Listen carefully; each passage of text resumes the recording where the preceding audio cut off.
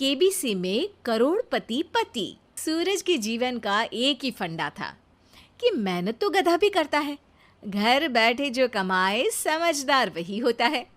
इसीलिए उसने कभी नौकरी ही नहीं ढूंढी।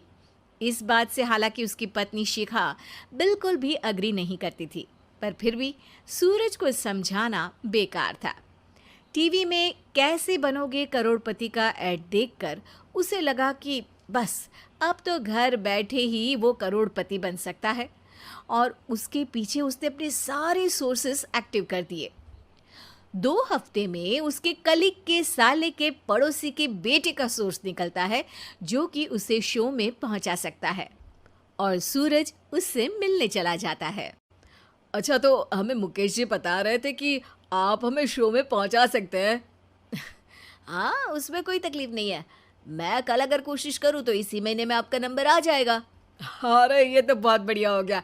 अच्छा, वो सिलेबस और क्वेश्चन पेपर का कोई जुगाड़ है क्या? हैं? उसका तो कोई जुगाड़ नहीं है। तो वो वाकई में कुछ भी पूछ सकते हैं? हाँ, वो तो बच्चन जी पर है, जो पढ़ते हैं वो पूछ लेते हैं। पहली कोशिश फेल होने पर अब सूरज के सामने एक बहुत बड़ा सवाल था कि आखिर जवाब कहाँ से लाए। तब शिखा ने एक सजेशन दिया, क्यों ना सूरज अपने चचेरे भाई सुमित से मदद मांगे, जो कि यूपीएससी की तैयारी कर रहा था। हालांकि इतनी मेहनत करना सूरज को समझ में नहीं आता था, पर कोई और रास्ता ना मिलने पर वो आखिर सुमित से बात करता है। अरे सुमित, हमारा कैसे बनोगे करोड़पति के लिए सिलेक्शन होने वाला है। तुम हमें थोड़े चिट बनाने में मदद करोगे क्या? अरे भैया, चिट बनाए तो सालों हो गए, उसमें हमारा एक्सपर्टीज नहीं है, बल्कि आप बोलो तो हम आपकी पढ़ने में ज़रूर मदद कर सकते हैं। हट, कैसी अनाप शराब बातें कर रहा है तू। सूरज ने सुमित को मना तो कर दिया था, पर तैयारी करने के सिवाय कोई चारा उसे दिख भी नहीं रहा था। खासकर जब 12 के पेपर लीक करने के एक्सपर्ट शुक्ला जो भी हाथ जोड़ लेते हैं। आखिर सूरज को सुमित के पास जाना ही पड़ा, और उसने सुमित और शिखा से वादा किया कि वो बहुत मेहनत करेगा। 1 महीने की तैयारी के बाद फाइनल हुआ कि शो से 1 हफ्ते पहले एक ट्रायल खेला जाएगा, जहां पर सारे रिश्तेदार ऑडियंस की जगह पर होंगे और शिखा सवाल पूछेगी। दूर दराज से भी रिश्तेदार आकर हाजिर हो गए देखने कि आखिर कैसे बनेगा सुमित करोड़पति। सब कुछ सेट था, और इतने में सूरज आकर अपना स्पीच देता है। ये 1 महीना मेरे लिए आसान नहीं था, पर अपने भाई सुमित और अपनी पत्नी शिखा की मदद से मैं इतनी दूर पहुंच पाया हूँ। मेरे मम्मी पापा के आशीर्वाद ने भी बहुत साथ दिया है मेरा।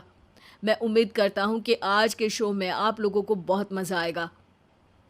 साक्षी पहला सवाल पूछती है और पूरे कमरे में सन्नाटा छा जाता है। इंडिया में कितने स्टेट्स हैं? 3, सॉलिड, लिक्विड और गैस। अरे रुकिए, तो ऑप्शंस तो देने दीजिए। इतने में 5वीं कक्षा का चिंटू बोल उठता है। अरे क्या मामा, आप तो पहले सवाल पर ही आउट हो गए। अरे बेटा, पहला सवाल तो ट्रायल होता है ना। अरे तुम अब देखना। देखने जैसी बात तो थी ही। सूरज को इतना शांत किसी ने नहीं देखा था। कभी कभी तो लगता था मानो सूरज आंख खोलकर ही सो गया हो। मामा जल्दी करो प्लीज, कल सुबह पनवेल भी तो निकलना है। अरे हट, कंसंट्रेट करने दे मुझे। 3 सवाल में 3 लाइफलाइन खत्म हो चुकी थी, और अब चौथे सवाल पर भी सूरज का मौन नहीं टूटा। पर सूरज अभी भी हार मानने को तैयार नहीं था। उधर हर कोई सूरज को छोड़ सुमित को देख रहे थे। आखिर सुमित ने ही तो पढ़ाया था सूरज को। गजब बेइज्जती है यार। अरे बेटा, तो बाप का, दादा का, भाई का, सबका नाम बुड़वाएगा। अरे 3 लाइफलाइन ले ली तो भी तेरा कुछ नहीं होना है। अरे कोई इतनी बात करता है क्या शो पर? अरे बेटा, शो पर तेरे जैसे भी तो नहीं आते ना। सूरज की ये जंग आखिर 1 घंटे बाद 5वें सवाल पर खत्म हो गई, जब उसने इंडिया के नेशनल बर्ड का नाम कहा, कौवा। अरे बेटा, मजा तो बहुत आया, बस थोड़ा टाइम पर खत्म होता तो आनंद भी आ जाता। ताने बारिश के बूंदों की तरह बरस रहे थे और सूरज को भी समझ आ रहा था कि ये करोड़पति बनना शायद उसके बस के बाहर की बात है। पर वो आखिर ये बात मान कैसे लेता? वो सख्त लौंडा जो ठहरा, उसने सोचा कि बेइज्जती तो हो ही चुकी है, पर अगर मैं हार नहीं मानूं तो शायद कुछ हो सकता है।